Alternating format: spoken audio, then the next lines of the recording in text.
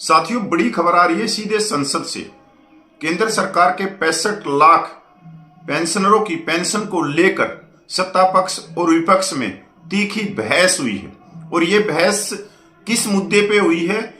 ये हुई है जो पेंशन भोगी वित्त विधेयक 2025 में संशोधन हुए हैं उसको लेकर। कांग्रेस जो विपक्ष में बैठी है उसके सांसदों ने सरकार को घेरा है कि इस समय 8वां वेतन आयोग जब आ रहा है तो उस समय जो संशोधन किए गए हैं उन संशोधनों से जो पूर्व पेंशनर हैं उनके ऊपर क्या फर्क पड़ेगा, ये सरकार जवाब दो। क्या 2006 से पहले वाले पेंशनरों को बाहर रखा जाएगा या 2006 से बाद रिटायरमेंट होने वाले जो पेंशनर हैं उनको बाहर रखा जाएगा? एक बार पूरे विस्तार से इस खबर को पढ़ लेते हैं, क्योंकि आप सबको मालूम है कि पिछले सोमवार को पेंशन भोगी वित्त विधेयक 2025 में संशोधन किए गए थे। उसके बाद एक भ्रम की स्थिति पैदा हो चुकी है कि आखिर इस समय ये विधेयक पास करने या संशोधन करने का क्या उद्देश्य था सरकार का।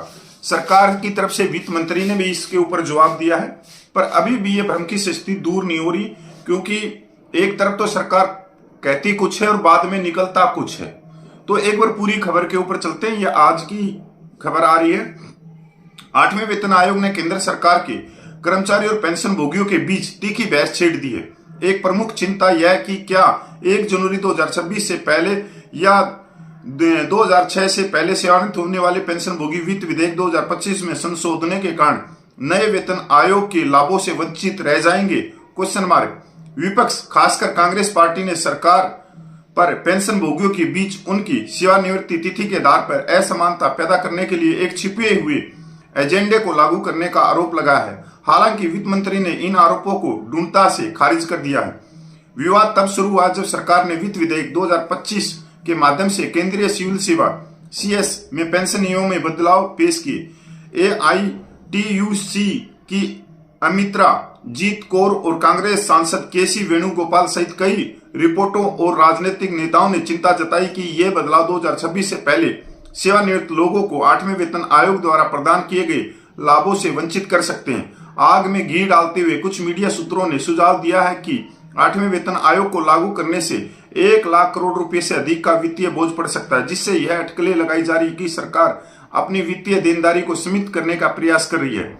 मतलब 1 लाख से ऊपर का खर्च आएगा 8वें वेतन आयोग में, तो उस 1 लाख का जो खर्च आएगा उसको घटाने के लिए ये विधेयक पास किया गया है, संशोधन किए गए हैं। कांग्रेस ऐसा आरोप सरकार पे लगा रही।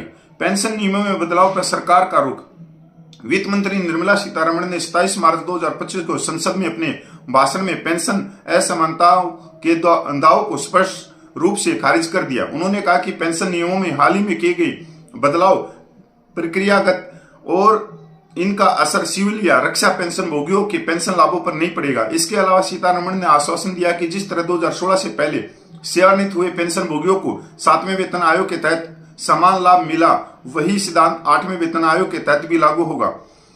सरकार ने जनवरी 2025 में 8वें वेतन आयोग को मंजूरी दी थी, जिसे 1 जनवरी 2026 से लागू किया जाना है। आयोग का उद्देश्य सरकारी कर्मचारियों और पेंशन भोगियों के वेतन भर्ती पेंशन में संशोधन करना है। ऐतिहासिक रूप से आर्थिक स्थितियों के अनुसार मुआवजे को समायोजित करने के लिए हर 10 साल में एक नया वेतन आयोग पेश किया जाता है।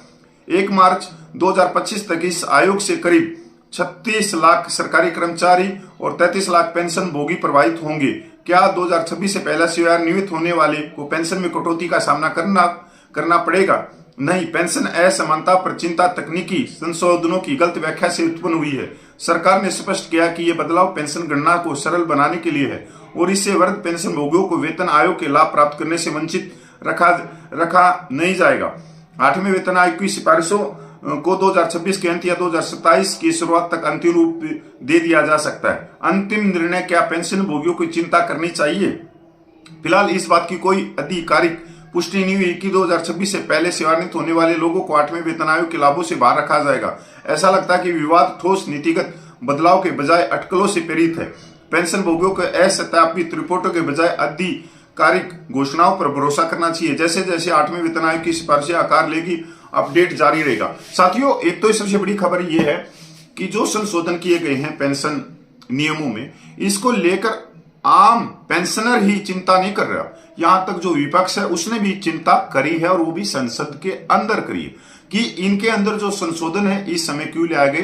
तो आप ये सोच सकते हो कि जब इतनी बड़ी पार्टियां हैं जो विपक्ष के रूप में बैठी हुई हैं, अगर वो पूरे संशोधनों को पढ़ती है और उसके बाद भी वो चिंता के रूप में भारत सरकार से पूछती है कि ये संशोधन किसके लिए है और क्यों लागू है, ये सारी चीजें, तो ये चिंता का तो विषय है ही।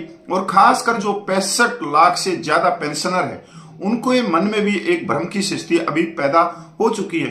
तो सरकार ने जो जवाब दिया है माननीय निर्मला सीतारमण जी ने कि जो भी 2026 से पहले रिटायरमेंट आए हुए हैं उनको सबको लाभ दिया जाएगा 8वें वेतन आयोग का।